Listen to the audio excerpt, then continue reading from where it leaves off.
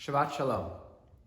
So in this week's Torah portion tells us how Abraham decides one day that it's time to find a wife for his son Isaac. I mean, after all, he is 40 years old and it's time for him to get married. So Torah tells us how he tells his servant Eliezer to travel back to his hometown where he came from and find his son a wife. Now here's the interesting question. We know that Abraham has many servants, many followers, many people who work for him and who worship him and who think that he's the greatest guy who lived. I mean, obviously we know that Abraham is the first Jew, right? A great man, Abraham Avinu, Abraham, our forefather, great guy. And even Eliezer himself, his devoted servant, is wondering, he has children himself, he has daughters, why doesn't Abraham choose him, or one of his children, obviously not himself, his children, to marry his son Isaac? So the question is asked, what's going on over here? So let me tell you a little bit of what goes on in the following verses. And Abraham says to Eliezer, he says, take an oath that you're going to search for the best girl for my son Isaac.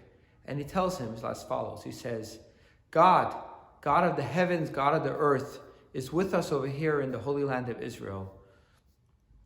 And he says, find for me a daughter back from our hometown. And he says like this, he says, God, who's the God of the heavens, over there back, in our hometown. And it's interesting that the differences in the nuances of what he says, that when he refers to God, how God is over here with us in Israel, he says God of the heavens and God of the earth. But when he refers to God back to his hometown over there, he says God of the heavens. He does not refer to God as the earth, God of the earth as well. Now, you could say it's just the nuances of the verses, but we know that when you want to understand the true meaning of the stories, God is found, and the meaning is found in the details. So why does he make this little difference of God in the heavens and the earth when he talks about God in Israel, and he only says God of the heavens when he talks about God back to his hometown where he came from before he came to the land of Israel? So here I'd like to share with you something very interesting. Abraham was not just looking for any wife for his son. He was looking for his wife, a wife not just of a beautiful person physically, but a beautiful wife for his son spiritually. Together they were going to go and have a mission to accomplish in life, to accomplish something meaningful together. So if he just took a wife for his son amongst his people, amongst his followers, that God exists already in the heaven and earth, then they'll be continuing doing something, what I would say, an easy life, a life that's already cut out for them. But on the other hand, if he goes back to his place of his birth and finds a woman over there that already knows that there's a God in the heaven, but God is not found in the earth, now they have a job to accomplish something. They have a life mission, something cut out for them that's going to be difficult yet meaningful. So here's the job. Abraham tells Eliezer, his servant, says, when you go and find this girl, there's a caveat over here, a condition.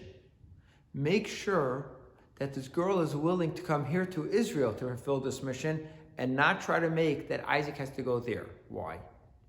Because what did God tell Abraham? Leave your homeland behind and come here to Israel. Why? Because over there, yes, it's true that they might recognize that there's a God in heaven, just like Abraham himself did. But they don't recognize that there's a God of the earth, meaning to say that it's so coarse over there. It's so difficult to come to terms that there's a God in the earth. Sometimes the challenges are so great that we might get sucked in to the materialism that it's too hard to elevate. Our job in this world is transform this world and make it a holier place. So yes, they can recognize that there's a God, but if they can't transform it, that's too difficult to do. On the other hand, if everything is served on a golden platter, on a silver platter, and everything's so easy for us to accomplish, then there's no mission. It's just too easy. So we have to have a balance. So he tells Eliezer, his servant, he says, go there, find the girl, but she should be willing to come over here. And this way, together with Isaac, this new wife will accomplish something great.